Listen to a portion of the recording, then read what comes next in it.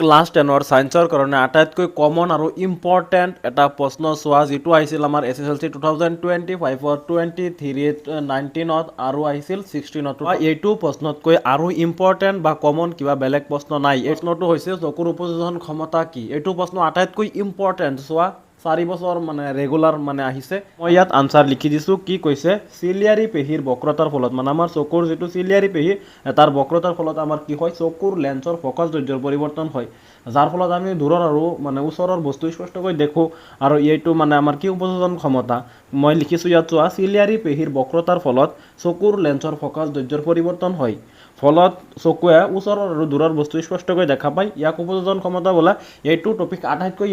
important হয় কিয়নো ইয়াৰ পৰা আমাৰ মানে প্ৰায় MCQ আহি থকা দেখা পাও মানে SSLCত আৰু এইটো চোৱা প্ৰশ্নই মানে কিমান 4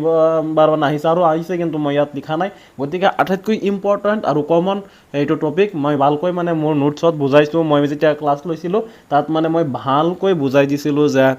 উপযোজন ক্ষমতা কি উপযোজন ক্ষমতা আৰু সাব টপিক কেইটা ভালকৈ মোৰ নোটছত আছে নোটছ থাকিলে কমেন্ট কৰিবা